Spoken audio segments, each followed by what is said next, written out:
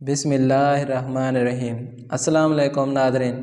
आज की वीडियो ख़ास होने वाली है क्योंकि इस वीडियो में आपको सीखने के लिए बहुत कुछ मिलेगा। बादशाह का मूड अच्छा था।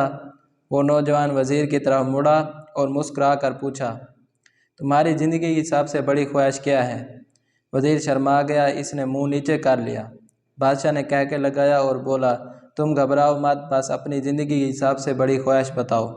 वज़ीर घुटनों के बल झुका और आजिज़ी से बोला, हजूर आप दुनिया की खूबसूरत तरीन सल्तनत के मालिक हैं। मैं जब ये सल्तनत देखता हूँ तो मेरे दिल में ये ख्वाहिश पैदा होती है, अगर इसका 10वां हिस्सा मेरा होता तो मैं दुनिया का खुश नसीब तरीन इंसान होता। बादशाह ने कह के लगाया और बोला, मैं अगर तुम्हें अपनी आधी सल्तनत दे दूँ तो? वज़ीर ने घबरा कर देखा और आजिज़ी से बोला, बादशाह सलामत, ये कैसे मुमकिन है? मैं इतना खुशकिस्मत कैसे हो सकता हूँ? बादशाह ने फ़ौरन 2 अहकामात लिखने का हुक्म दिया। पहले हुक्म में अपनी आधी सल्तनत नौजवान वज़ीर के हवाले करने का फरमान जारी किया। दूसरा हुक्म वज़ीर का सर कलम करने का था। वज़ीर दोनों अहकामात पर हैरान रह गया। बादशाह ने अहकामात पर मोहर लगाई और वज़ीर की आंखों में आंखें डालकर बोला, तुम्हारे पास 30 दिन हैं। तुम्हें इन दिनों में सिर्फ 3 सवालों के जवाब तलाश करने हैं। कामयाब हो गए तो मेरा दूसरा हुक्म मनसूख हो जाएगा और तुम्हें आधी सल्तनत मिल जाएगी। अगर तुम नाकाम हो गए तो पहला हुक्म खारिज समझा जाएगा और दूसरे हुक्म के मुताबिक तुम्हारा सर कलम कर दिया जाएगा। वज़ीर की हैरत परेशानी में बदल गई। बादशाह ने कहा, मेरे 3 सवाल लिख लो।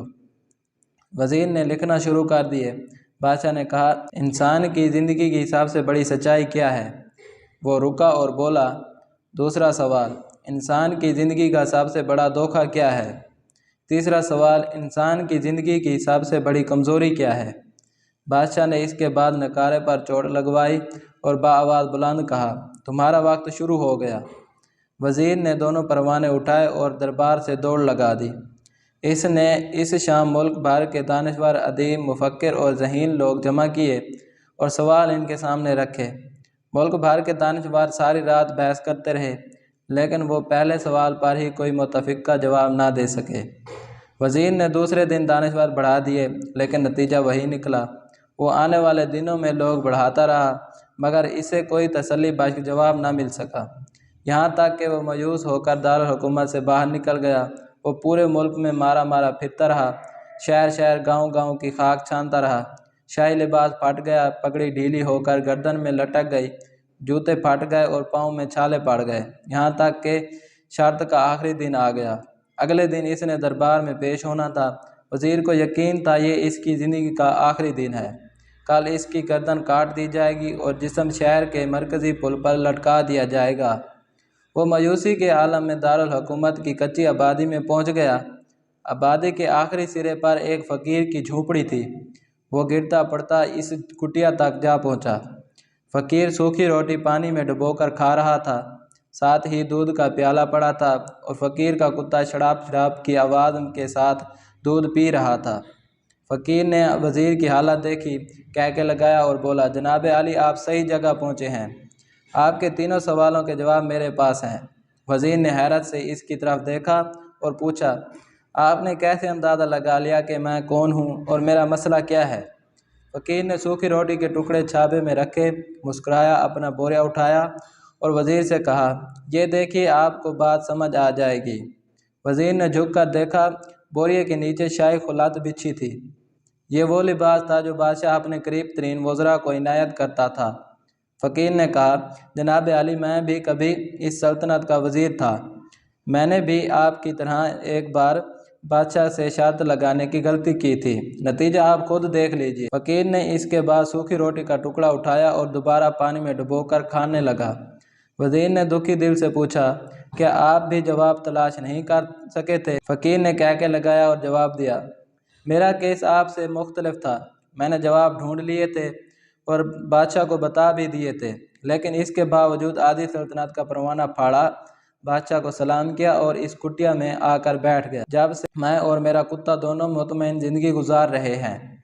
वज़ीर की हैरत बढ़ गई, लेकिन ये साबिक वज़ीर की हमाकत के तज्ज़िये का वक्त नहीं था, जवाब मालूम करने की घड़ी थी।